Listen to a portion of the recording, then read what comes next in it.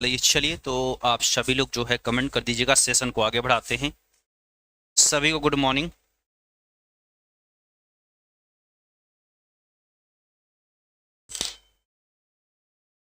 कुलदीप कुमार जी हैं, माही पटेल हैं, राहुल मनीषा हैं, सोनम यादव, रोशन, विक्रम राठौर, आदित्य राजपूत, भीमसेन आर्या, कुमार पप्पू,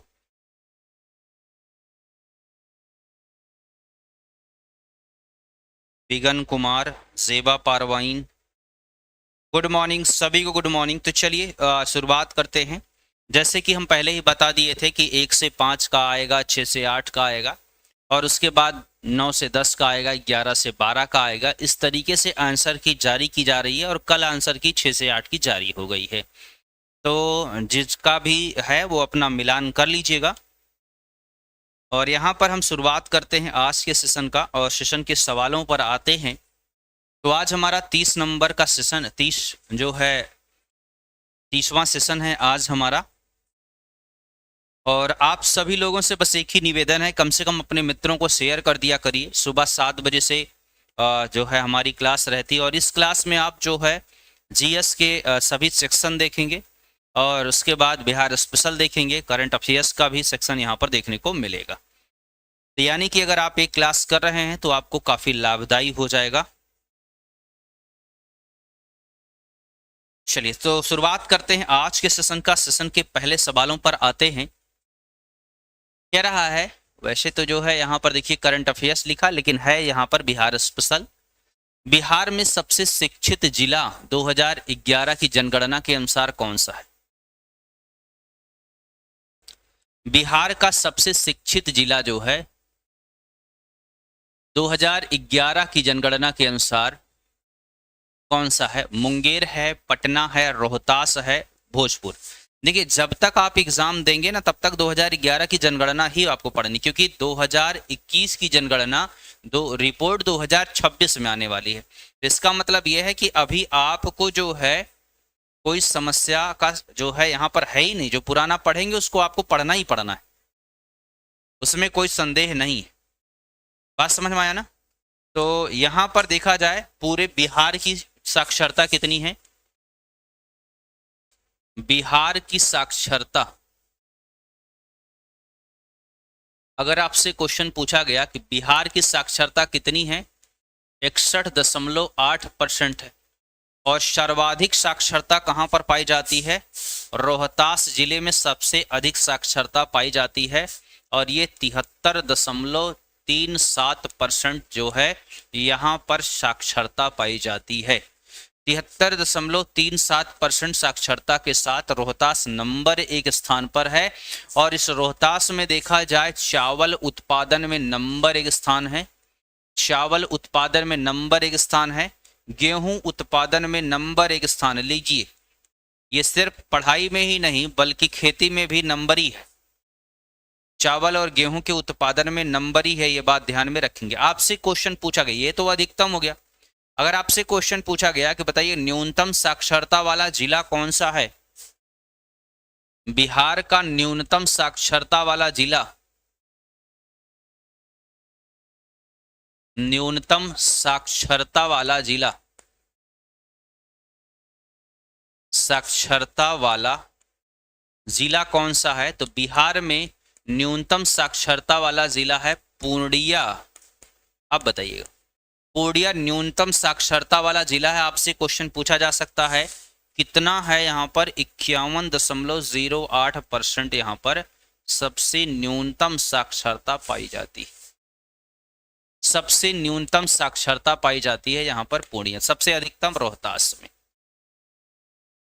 ठीक है, चलिए तो बहुत बढ़िया, यहाँ पर आंसर आ रहा है सभी लोगों का।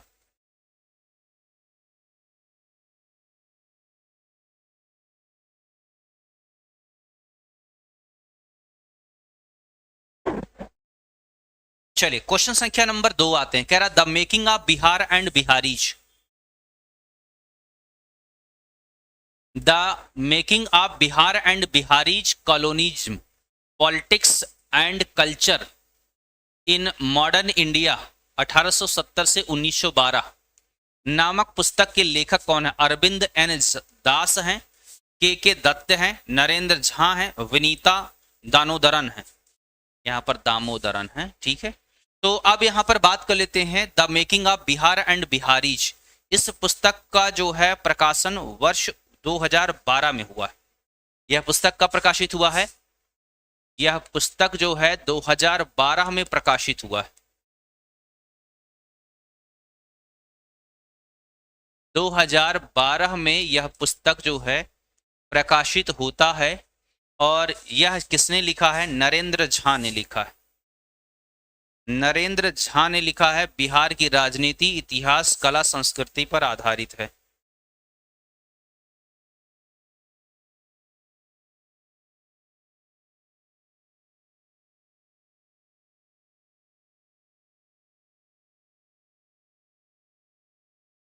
ठीक है, चलिए अगले सवाल पर आते हैं। अगला सवाल कह रहा है बिहार के निम्नलिखित जनपद समूहों में से कौन सा सर्वाधिक खनिज संपन्न है? सबसे ज्यादा खनिज संपन्न भागलपुर, मुंगेर, लखीसराय या जमुई वाला सेक्टर, भागलपुर, कटिहार, पूर्णिया, मधेपुरा, रोहतास, बक्सर, भोजपुर, औरंगाबाद, नालंदा, पटना, जहानाबाद, अरवल। उपर्युक्त में से कोई नहीं या उपर्युक्त में से एक से अधिक आपको आंसर करके बताना है। भागलपुर में किसका? भागलपुर की बात कर लेते हैं। भागलपुर को हम सिल्क सिटी के रूप में जानते हैं।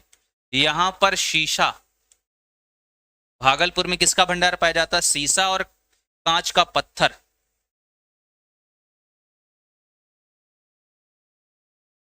दूसरा यहां पर हम बात कर लेते हैं, मुंगेर में है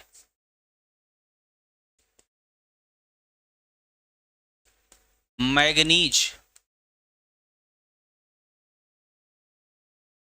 चीनी मिट्टी। लखीसराय में क्या है? चीनी मिट्टी। अच्छा, जमुई में क्या है? जमुई में है सोना, गोल्ड। ये है आपका ए वाला ऑप्शन। ए वाला ऑप्शन बिल्कुल क्या हो जाएगा? करेक्ट।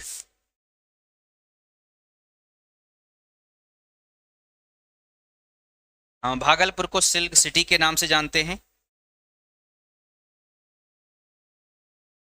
मुंगेर में देखा जाए ये सिल्क सिटी है और ये जो है बंदूक के लिए फेमस है, सिगरेट के लिए फेमस है और तोपखाने के लिए फेमस है।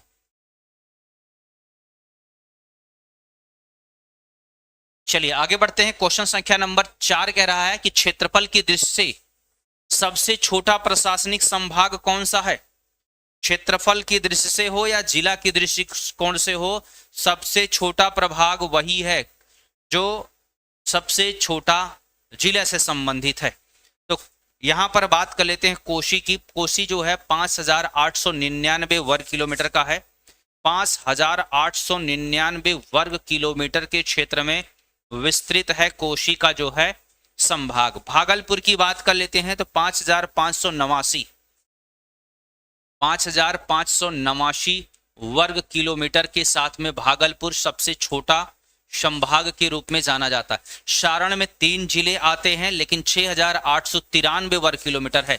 6893 वर्ग किलोमीटर। और दरभंगा में देखा जाए, दरभंगा प्रभाग 8684 वर्ग किलोमीटर है। बात समझ में आ गया? तो यहां पर सबसे छोटा कौन सा है? भागलपुर। और भागलपुर की अगर हम बात कर लेते हैं तो मात्र 2 जिले इसमें आते हैं भागलपुर में। एक तो भागलपुर जिला आता है, एक भागलपुर जिला हो गया, दूसरा यहां पर बांका हो गया, बांका जिला हो गया।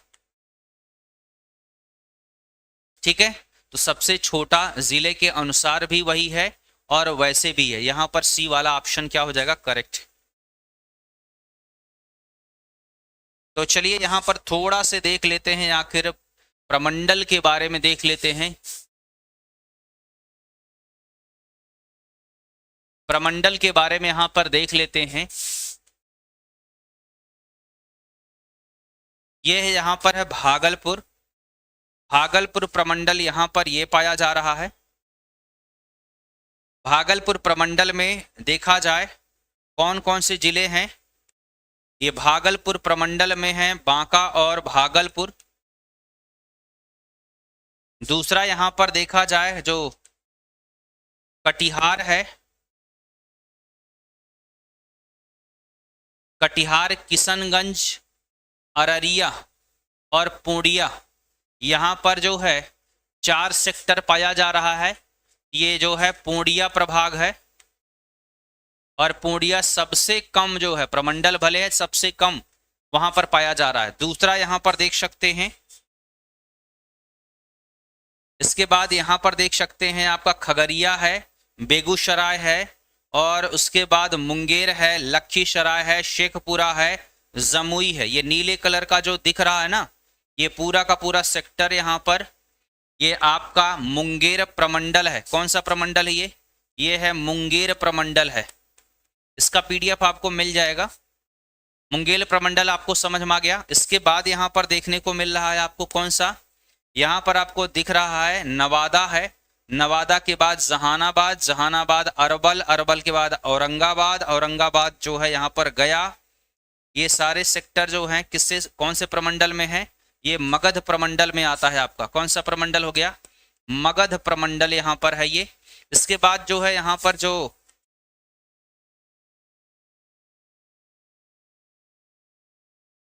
ये देखेंगे आपका नालंदा जिला है, नालंदा के बाद जो है पटना है, पटना के बाद जो है भोजपुर, भोजपुर के बाद बक्सर, बक्सर जो है यहाँ पर कैमूर, कैमूर के बाद यहाँ पर रोहतास। ये कौन सा प्रमंडल हो गया, ये पटना प्रमंडल हो गया, पटना प्रमंडल।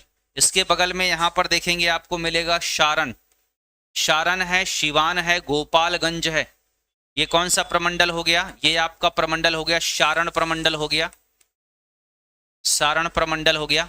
फिर यहाँ पर देखेंगे आपको मिलेगा कौन सा मिलेगा, यहाँ पर आपको समस्तीपुर, दरभंगा, मधुबनी, ये 3 क्षेत्र है यहाँ पर। तो ये जो है कौन सा प्रमंडल हो गया आपको, ये है दरभंगा प्रमंडल है, दरभंगा। और बीच में जो यहाँ पर छूटा हुआ देख रहे हैं ना, ये यहाँ पर सुपौल, मधेपुरा और सहरसा, ये कौन सा प्रमंडल है, ये जो है आपका प्रमंडल पाया जा रहा है, यही आपका है कौन सा, कोशी प्रमंडल। कौन सा है, कोशी प्रमंडल यही है। और फिर यहाँ पर एक प्रमंडल और बाकी है। कौन सा प्रमंडल बाकी है, वैशाली, मुजफ्फरपुर और सीतामढ़ी, सीतामढ़ी के बाद शिवहर, ईस्ट चंपारण, वेस्ट चंपारण, ये जो है कौन सा प्रमंडल के अंतर्गत आता है, यह प्रमंडल है तिरहुत। तो कितने प्रमंडल हो गए यहाँ पर, 1 2 3 4 5 6 7 और उसके बाद यहाँ पर 8 और 9, कितने प्रमंडल हो गए, 9 प्रमंडल। और कितने जिले हो गए, 38 जिले।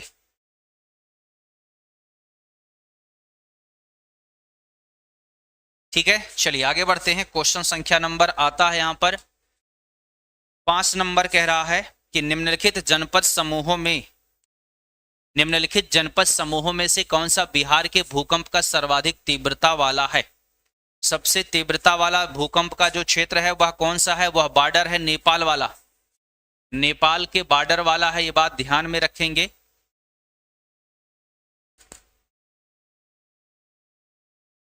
यहां पर सबसे अधिक भूकंप प्रवणता, सबसे अधिक जो है भूकंप कहां पर आता है, सबसे अधिक भूकंप आता है सीतामढ़ी, मधुबनी, सुपौल, अररिया, ये वाला जो सेक्टर है इस जगह पर भूकंप सबसे ज्यादा आता है। शिवालिक का सेक्टर है, तराई क्षेत्र है, भूकंप सबसे ज्यादा आता है। तो बिल्कुल राइट आंसर सीतामढ़ी, मधुबनी, सुपौल और अररिया, ये सेक्टर जो है सबसे अधिक भूकंप प्रभावित सेक्टर में है।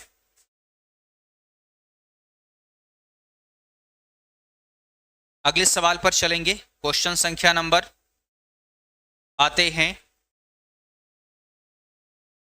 कह रहा पार्क अभ्यारण्य और जनपद के, पार्क अभ्यारण्य और जनपद के निम्नलिखित में से कौन सा जोड़ा सही नहीं है। भीमबंध, कह रहा भीमबंध जो है मुंगेर में पाया जा रहा है, उसमें कोई संदेह नहीं। नागी और नकटी दोनों जो है कहां पर पाया जाता है, जमुई में पाया जाता है, उसमें भी कोई संदेह नहीं है। कह रहा है कैमूर, कैमूर अभ्यारण्य की स्थापना रोहतास जिले में 1979 ईस्वी में हुई है।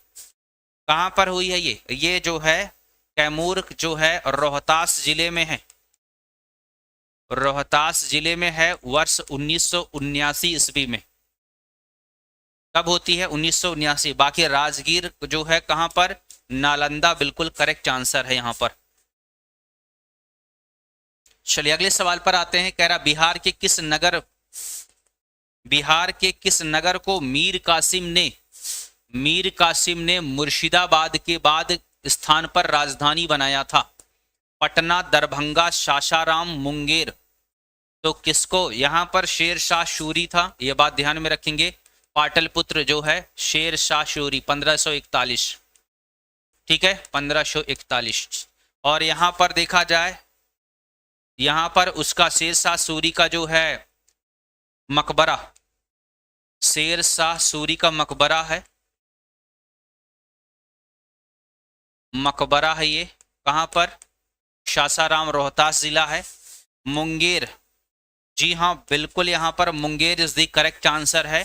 और मुंगेर में ही तोपखाना की स्थापना करवाया था, तोपखाना। और वर्तमान में देखा जाए मुंगेर जो है सिगरेट उद्योग के लिए प्रसिद्ध है, सिगरेट, बीड़ी। और मुंगेर में देखा जाए बंदूक, सिगरेट, तोपखाना। कहां पर, मुंगेर जिला।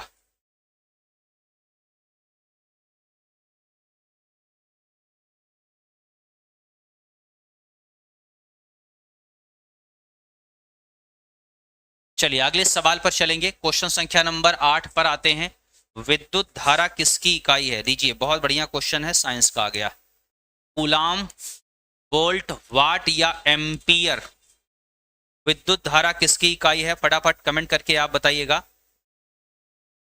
तो कूलाम की बात कर लेते हैं। तो विद्युत आवेश, अगर आपसे क्वेश्चन पूछा जाए विद्युत आवेश की इकाई क्या है, तो विद्युत आवेश की इकाई है कूलाम।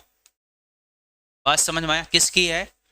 और अगर आपसे क्वेश्चन पूछा कि जो है वोल्ट, तो ये है विद्युत विभव, विद्युत विभव जो है ये है वोल्ट से संबंधित। वाट की बात कर, कहते हैं वाट लग गई, है ना, क्या बोलते हैं, वाट लग गई, मतलब ये किसका है, शक्ति का। कहते हैं ना कि आज तो आपकी वाट लगने वाली है, वाट लगने वाली है मतलब आपका जो है पर शक्ति प्रहार होने वाला है।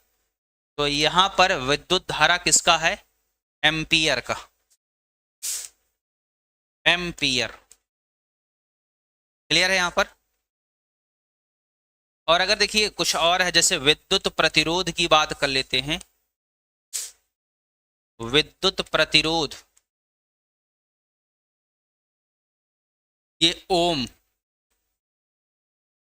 किसका है ये, ओम। और ऊर्जा और कार्य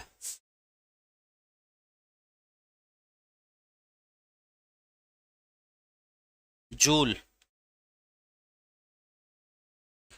ठीक है, तो ये क्वेश्चन अगर पूछेगा तो आप बता दीजिएगा, सारा चीज यहां पर हो गया।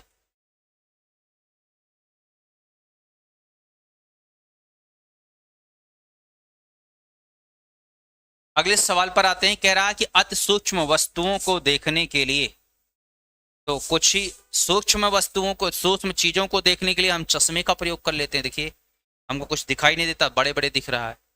तो अति सूक्ष्म वस्तुओं को देखने के लिए हमको क्या करना होगा, माइक्रोस्कोप। ठीक है, किसका प्रयोग करना होगा, माइक्रोस्कोप का प्रयोग करना है। बड़ा आसान सा सवाल है ये। अगले सवाल पर आते हैं। कह रहा है निम्नलिखित में से कौन सा सदिश राशि नहीं है, नहीं पूछ रहा है, नहीं नहीं पूछ रहा, तो नहीं वाला बताइएगा, फटाफट आंसर करेंगे।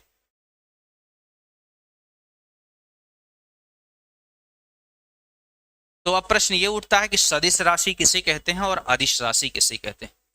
वे भौतिक राशियां जिनके परिमाण के साथ दिशा की आवश्यकता होती है। वे भौतिक राशियां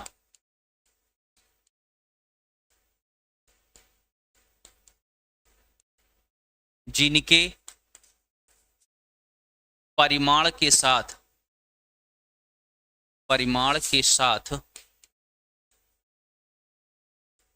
दिशा की आवश्यकता होती है।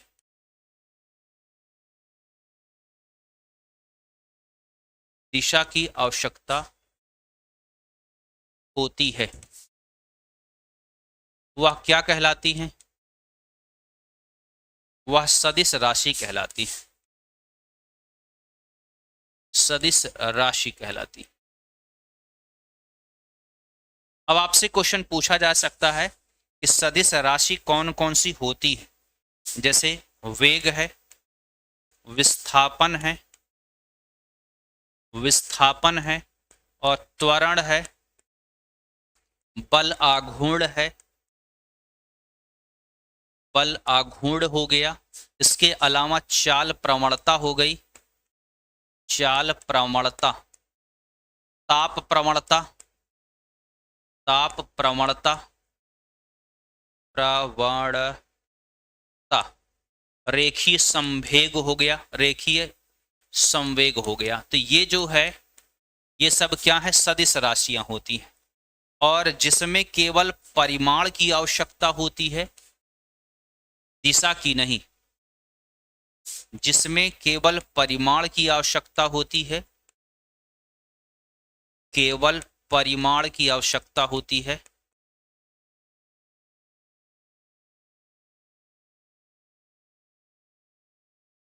उसमें जो है दिशा की नहीं, तो वह राशि कौन सी हो जाती है? अदिश राशि कहलाती है। अदिश राशि कहलाती है।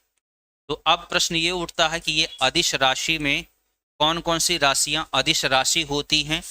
जैसे गति है, इधर गति लग रही, कुछ कंफर्म नहीं है। द्रव्यमान है, घनत्व है, और उसके बाद जो है तापमान है। तो ये इतनी सारी चीजें, गति, द्रव्यमान, घनत्व, इन सब चीजों को, ये सब क्या है? ये सब अदिश राशियां हैं। तो यहां पर देखा जाए सदिश राशि नहीं है का क्वेश्चन पूछा है, ये आप पढ़ लीजिएगा तो अपने आप ये सवाल समाप्त हो जाएगा। तो आंसर क्या लगाएंगे? गति। गति जो है किसमें है? सदिश में है कि अदिश में है? तो देखिए गति जो है किसमें है?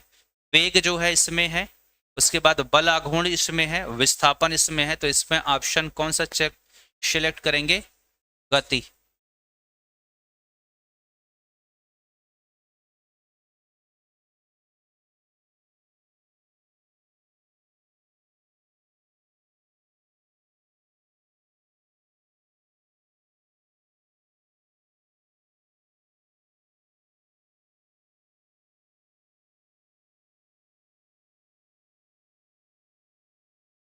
चलिए आगे सवाल पर आते हैं।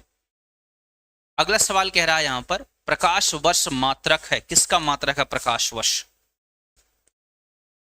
प्रकाश वर्ष किसका मात्रक है? यहां पर समय का मात्रक है, दूरी का मात्रक है, चाल का मात्रक है, बल का मात्रक। किसका मात्रक है? प्रकाश वर्ष। तो प्रकाश वर्ष जो है ये दूरी का मात्रक होता है, ये बात ध्यान में रखेंगे। तो प्रकाश वर्ष कितनी दूरी के बराबर होता है? 9 एक प्रकाश वर्ष बराबर कितना होता है? प्रकाश वर्ष बराबर होता है 9.46 इंटू 10⁻12 किलोमीटर। ये जो है प्रकाश वर्ष होता है, ये किसका मात्रक होता है? समय का नहीं होता, बल्कि किसका होता है? दूरी का मात्रक होता है। ये बात ध्यान में रखेंगे।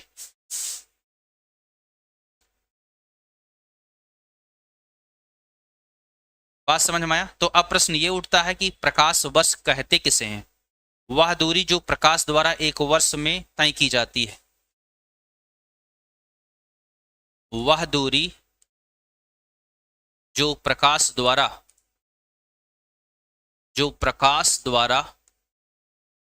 एक वर्ष में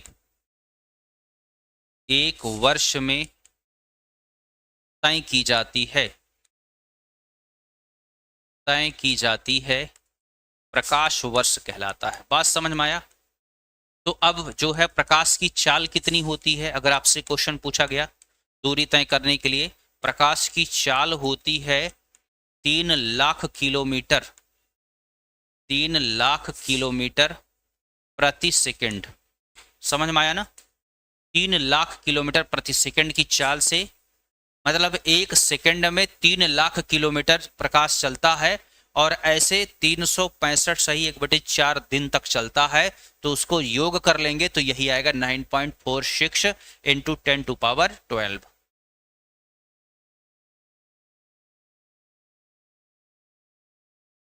क्लियर है यहां पर? क्वेश्चन संख्या नंबर है 12 कह रहा है, 12 नंबर कह रहा है कि भारत के संविधान में मौलिक कर्तव्य, भारत के संविधान में मौलिक कर्तव्य किस संविधान संशोधन के द्वारा जोड़ा गया है?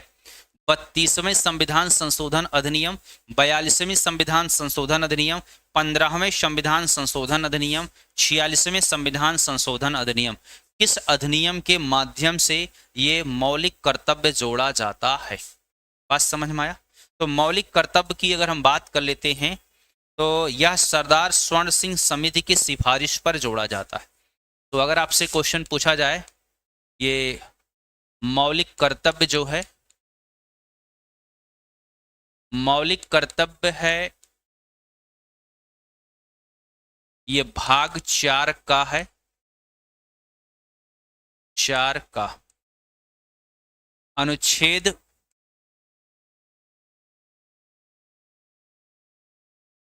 51 का सरदार स्वर्ण सिंह समिति,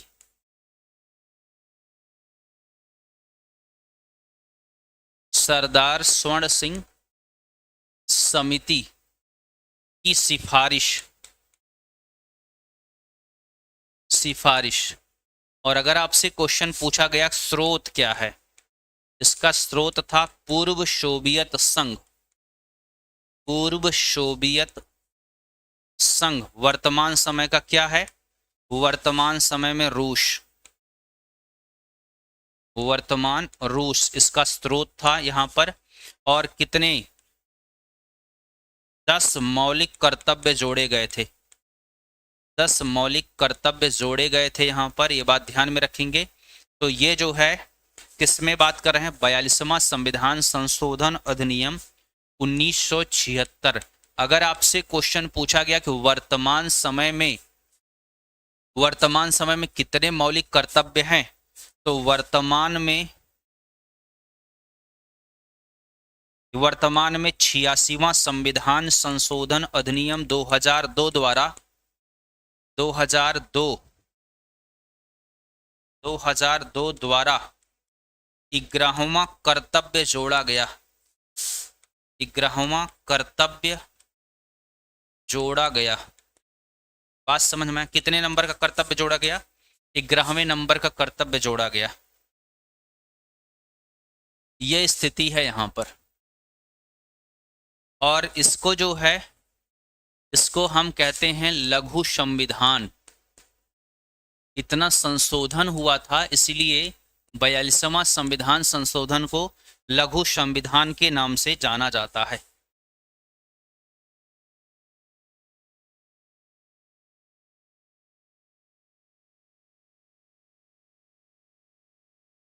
क्लियर है? चलेंगे आगे बढ़ते हैं। क्वेश्चन संख्या नंबर यहां पर कह रहा है 13 नंबर कह रहा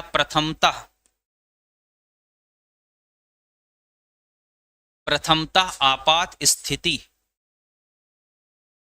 की घोषणा कितने समय के लिए की जा सकती है? 3 महीना, 5 महीना, 6 महीना या 1 साल के लिए? आपातकालीन स्थिति कितने दिनों के लिए घोषित किया जा सकता है? अगर हम बात कर लेते हैं अनुच्छेद 352 की, अनुच्छेद 352 में राष्ट्रीय आपातकाल का प्रावधान किया गया है। राष्ट्रीय आपातकाल, तो राष्ट्रीय आपातकाल कब आ सकता है? राष्ट्रीय आपातकाल ये तब आ सकता है कि जब यह जो है राष्ट्रपति को लग जाए कि भारत में सशस्त्र विद्रोह, आंतरिक विद्रोह हो चुका है कहीं पर और यह बाह्य आक्रमण हो चुका है, तो ऐसी स्थिति में वह अनुच्छेद 352 का प्रयोग करते हुए राष्ट्रपति राष्ट्रीय आपात की घोषणा कर सकता है। और ये राष्ट्रीय आपातकाल की घोषणा जो है 6 महीने तक लागू रहेगी। कब तक लागू रहेगी? 6। और इसकी घोषणा कौन करेगा ये भी ध्यान में रखेंगे। इसकी घोषणा राष्ट्रपति के द्वारा किया जाता है, राष्ट्रपति द्वारा इसकी घोषणा होती है, ये भी ध्यान में रखेंगे। और ध्यान में ये भी रखेंगे कि अगर और कंटिन्यू करना है तो फिर से इसको सदन में अनुमोदित करवाना अनिवार्य है। ठीक है, तो ये जो है किसके द्वारा? सशस्त्र विद्रोह, सशस्त्र विद्रोह या जो है बाह्य आक्रमण,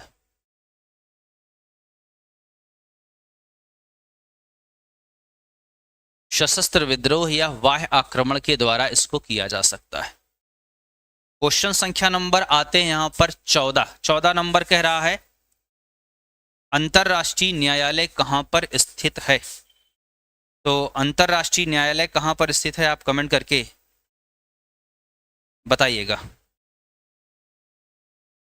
देखिए, संयुक्त राष्ट्र चार्टर आया था, संयुक्त राष्ट्र चार्टर ये वर्ष 1945 ईस्वी में 1945, और इस चार्टर के माध्यम से देखा जाए एक न्यायालय के गठन की बात कही गई थी। तो अप्रैल 1946 में यह काम करना चालू किया। ये कार्य शुरू कब चालू हुआ है? कार्य शुरू हुआ है ये अप्रैल 1946 ईस्वी में, 1946 ईस्वी में ये काम करना चालू हुआ है। और इसमें कुल 15 न्यायाधीश होते हैं, 15 न्यायाधीश होते हैं। और यहाँ पर इन न्यायाधीशों का कार्यकाल कितना होता है? न्यायाधीशों का कार्यकाल कितना होता है? तो न्यायाधीशों का कार्यकाल होता है यह 9 वर्ष का। कितने वर्ष का? 9 वर्ष। भारत की तरफ से दलवीर भंडारी, याद होगा दलवीर भंडारी यहां पर न्यायाधीश। तो ये अंतरराष्ट्रीय न्यायालय कहां पर है? हेग में। कहां पर है ये? हेग में है। और ये नीदरलैंड में। कहां पर है ये? नीदरलैंड में है। ये बात ध्यान में रखेंगे। नीदरलैंड की राजधानी है यहां पर, राजधानी है एम्स्टर्डम, एम्स्टर्डम।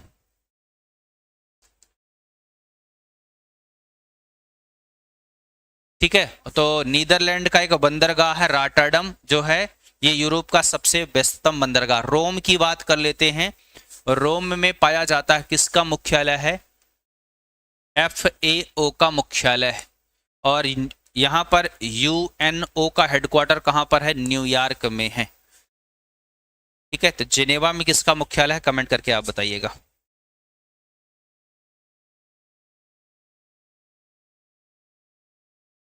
अगला सवाल कह रहा है कि कौन सा राज्य निजी क्षेत्र में, कौन सा राज्य निजी क्षेत्र में स्थानीय लोगों को आरक्षण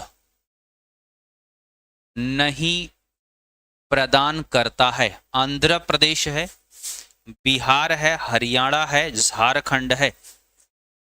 कौन सा ऐसा है? बिहार राज्य जो है निजी क्षेत्र को आरक्षण प्रदान नहीं करता, जबकि आंध्र प्रदेश, हरियाणा और झारखंड प्रदान करते। तो राइट आंसर क्या हो जाएगा? बी। चलेंगे क्वेश्चन संख्या नंबर आते हैं यहां पर 16। भारतीय संविधान में कैबिनेट शब्द का प्रयोग कहां पर किया गया है? भारत संविधान में कैबिनेट शब्द का प्रयोग अनुच्छेद 74(1), अनुच्छेद 78, अनुच्छेद 352, अनुच्छेद 356 किस जगह पर यह कहा गया है कि यह कैबिनेट होगा? तो भारत के संविधान में एक ही बार, ध्यान में रखेंगे, एक बार कैबिनेट यानी कि मंत्रिमंडल शब्द का प्रयोग किया गया है। इस कैबिनेट का मतलब क्या होता है? कैबिनेट का मतलब होता है मंत्रिमंडल। मंत्रिमंडल। और ये कहां पर प्रयोग किया गया है? ये प्रयोग किया गया है अनुच्छेद 352 राष्ट्रीय आपातकाल में। कहां पर? राष्ट्रीय आपातकाल में। इसमें लिखा गया है कि राष्ट्रपति राष्ट्रीय आपातकाल की घोषणा तभी कर सकता है जब मंत्रिमंडल यानी कि कैबिनेट लिखित रूप से यह दे दे कि अब आवश्यक हो गया है कि राष्ट्रीय आपातकाल लागू कर दिया जाए।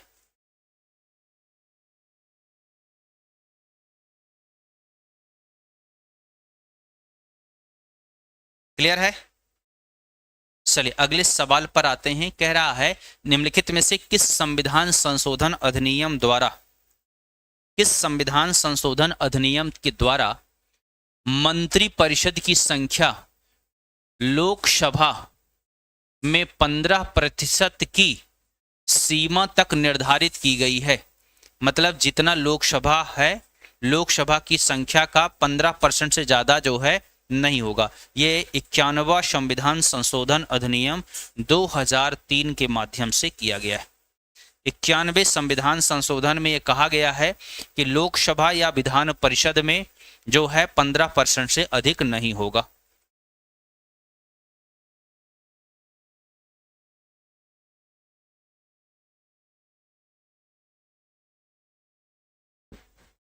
ठीक है। अब इसी में एक बात और कही गई है, जहां पर विधानसभा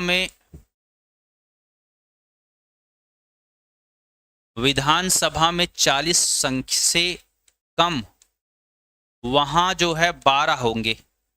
वहां कितने? 12। ये मेंशन कर दिया गया।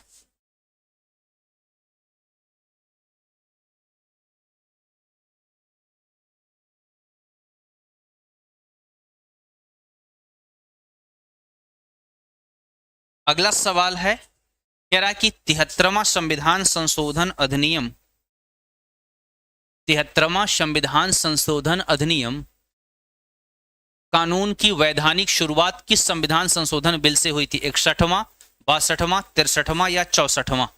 मतलब जो 73वां संविधान संशोधन अधिनियम 1992 आता है, उससे पहले वैसी प्रक्रिया पहले से ही प्रस्तावित कर दी गई थी। एक व्यक्ति थे एल.एम. सिंघवी समिति ने 1986 में पंचायतों को संवैधानिक मान्यता देने की बात कही थी। बात समझ में आया? एल.एम. सिंघवी, एल.एम. सिंघवी ने 1986 ईस्वी में पंचायतों को संवैधानिक मान्यता देने की सिफारिश किया। बात समझ में आया? संवैधानिक मान्यता देने की सिफारिश किया था किसने? एल.एम. सिंघवी। कब? 1986 ईस्वी में। और बाद में यहां पर देखा जाए 64वां संविधान संशोधन अधिनियम 1989 लाया जाता है। बात समझ में आया? 64वां संविधान संशोधन बिल कब लाया जाता है? 1989 में लाया जाता है। लेकिन 1989 का यह जो बिल है, यह बिल जो है पारित नहीं हो पाता। क्यों? क्योंकि यह लोकसभा में पेश किया जाता है और लोकसभा में यह पारित हो जाता है, किंतु राज्यसभा में पारित नहीं होने के कारण इसे पंचायती राज का दर्जा नहीं दिया जाता। बाद में 73वां संविधान संशोधन अधिनियम 1992 लाया जाता है, फिर पारित होता है और फिर पंचायती राज अपने मूर्त रूप में आता है। समझ में आ गया? चलिए आगे बढ़ते हैं, अगले सवाल पर चलेंगे। अगला सवाल कह रहा है कि संवैधानिक प्रावधान के संशोधन का प्रावधान, ये भाग 19 है और भाग 20 है। भाग 20 अनुच्छेद 356, भाग 20 अनुच्छेद 364। भाग जो है 19 356, भाग 21 368। तो यहां पर किस अनुच्छेद में जो है संविधान संशोधन की प्रक्रिया किया गया है? तो भाग जो है 20 है ये, और अनुच्छेद 368 में जो है यहां पर संविधान संशोधन की प्रक्रिया की बात कही गई है। भाग कौन सा है? भाग 20 है, ये बात ध्यान में रखेंगे। और यहाँ पर संविधान संशोधन की कितनी प्रक्रिया है, तो संविधान संशोधन 3 प्रकार का होता है।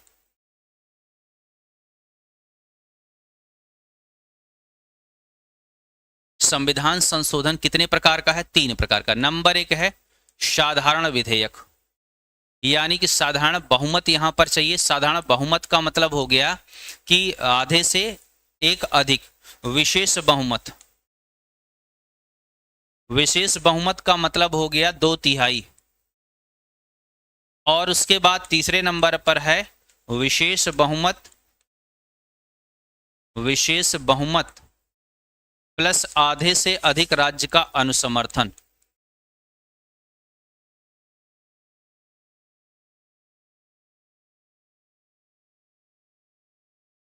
अनुसमर्थन, तो ये 3 तरीका होता है संविधान में संशोधन करने का, ठीक है। और ये कौन सा अनुच्छेद है, अनुच्छेद 368।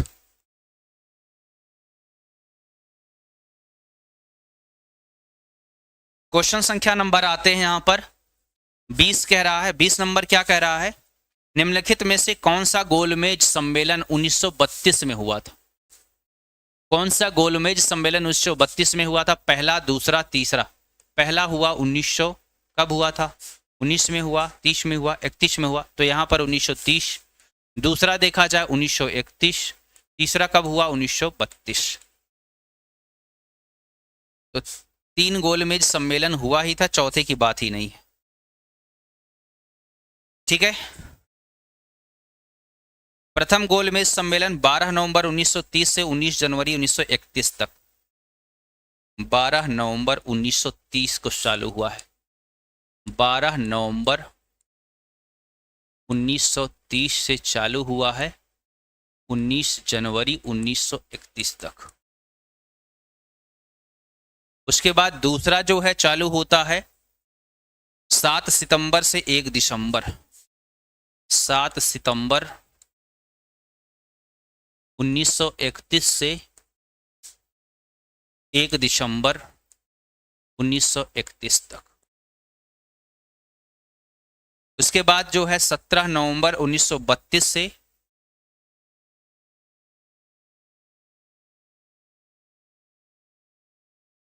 17 नवंबर 1932 से लेकर के 24 दिसंबर 1932 तक चला है, तीसरा। तो यहां पर 1932 में कौन सा हुआ है, तीसरा हुआ है। और अगर आपसे क्वेश्चन पूछा जाएगा तीनों गोलमेज सम्मेलन में भाग लेने वाले व्यक्ति, तीनों गोलमेज सम्मेलन में भाग लेने वाले व्यक्ति,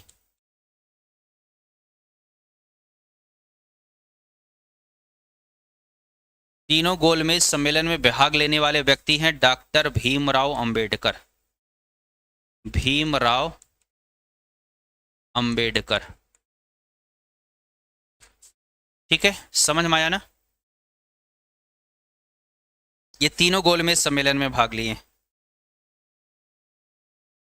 गांधी जी जो है यहां पर महात्मा गांधी इसमें भाग लिए थे द्वितीय गोलमेज सम्मेलन में।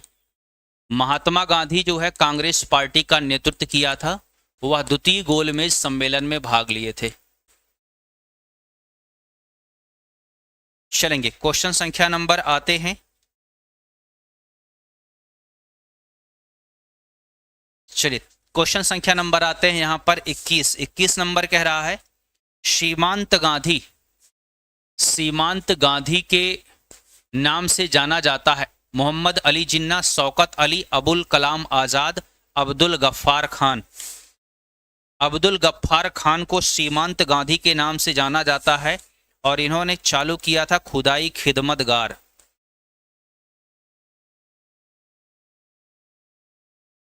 खुदाई खिदमतगार नामक जो है यहाँ पर इन्होंने एक क्रांति चालू किया था, ये बात ध्यान में रखेंगे। पश्तून के क्षेत्र में, पाकिस्तानी क्षेत्र में है और इन्हें वर्तमान समय में पाकिस्तान का गांधी के नाम से भी जाना जाता है, ठीक है। बच्चा खान के नाम से भी जाना जाता है और शांतिवाद का पालन कर रहे थे और गांधी के बहुत घनिष्ठ थे, इसीलिए इनको सीमांत गांधी के नाम से जानते हैं।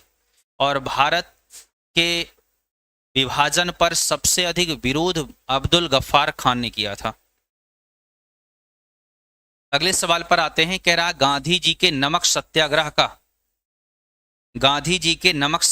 का एकमात्र उद्देश्य क्या था?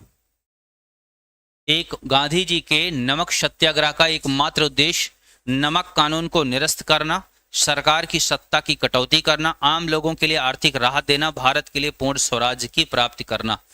क्या लक्ष्य था? आप कमेंट करके बता सकते हैं।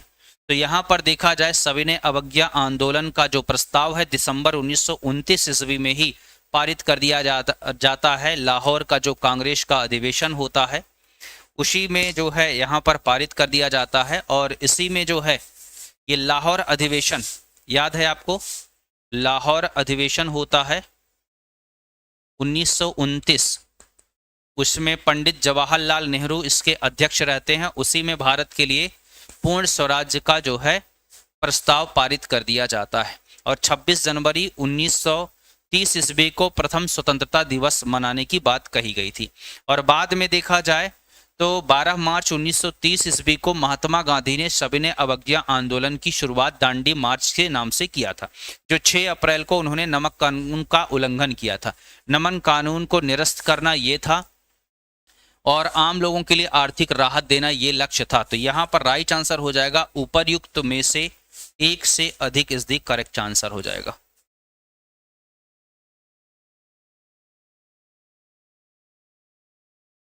चलिए आगे बढ़ते हैं। कह रहा है कि भारतीय राष्ट्रीय कांग्रेस ने किस गोलमेज सम्मेलन में भाग नहीं लिया? भारतीय राष्ट्रीय कांग्रेस ने किस गोलमेज सम्मेलन में भाग नहीं लिया? तो जो भाग लिया था वह लिया था द्वितीय में, यानी कि वर्ष 1931 में लिया था। यहाँ पर प्रथम में और द्वितीय में भाग नहीं लिया था। तो राइट आंसर हो जाएगा यहाँ पर उपर्युक्त में से एक से अधिक, उपर्युक्त में से एक से अधिक।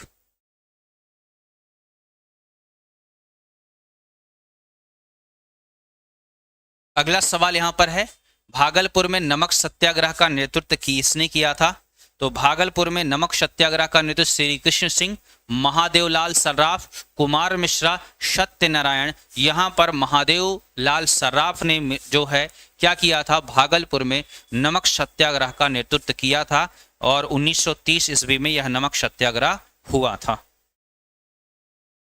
क्वेश्चन संख्या नंबर आते हैं यहाँ पर 25। कह रहा मैडम कामा ने 1907 ईस्वी में प्रथम तिरंगा ध्वज कहां पर फहराया था? मैडम कामा ने 1907 में प्रथम तिरंगा कहां पर फहराया? लंदन, पेरिस, मॉस्को या स्टुटगार्ट? तो कहां पर फहराया था? स्टुटगार्ट में प्रथम तिरंगा फहराया था 1907 ईस्वी में। यहां पर कांग्रेस का सोशलिस्ट अधिवेशन हुआ था, उसी में फहराया था। चलिए अगले सवाल पर आते हैं। कह रहा कि 1908 ईस्वी में बाल गंगाधर तिलक को जेल हो जाती है 5 वर्ष की, 6 वर्ष के लिए, 7 वर्ष के लिए, 8 वर्ष के लिए। 1908 ईस्वी में जो है 23 जुलाई 1856 को महाराष्ट्र के रत्नागिरी में इनका जन्म होता है। इनका उपनाम था लोकमान्य। और जो है ये 1908 ईस्वी में क्रांतिकारी जो प्रफुल्ल चाकी है और खुदीराम बोस, इनका जो है समर्थन कर दिया था, जो है किंग्स फोर्ड पर मुजफ्फरपुर बम कांड था। इसी वजह से जो है इनको 1908 ईस्वी में सजा दे दिया जाता है कि आपको देश निकाला कर दिया जाता है 6 वर्ष के लिए, और इनको भेज दिया जाता है मांडले जेल। मांडले जेल कहाँ है? म्यांमार में मांडले जेल है, वहां पर भेज दिया जाता है। और इन्होंने अपने समाचार पत्र मराठा और केसरी के माध्यम से क्या किया था? प्रोत्साहित किया था कि वेरी गुड, बहुत अच्छा, बकअप।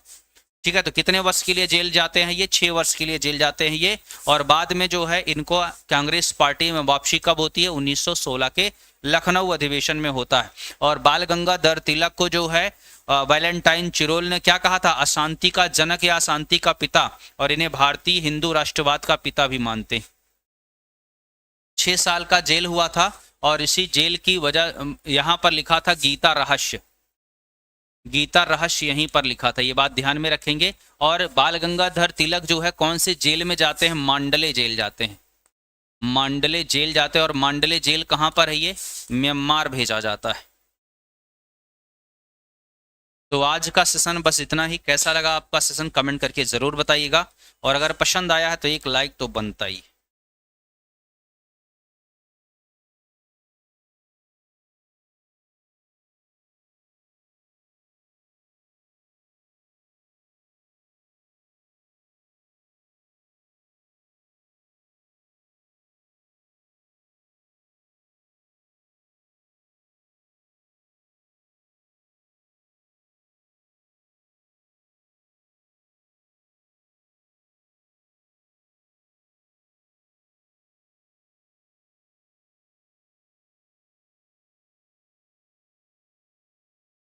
चलिए, बहुत बहुत धन्यवाद।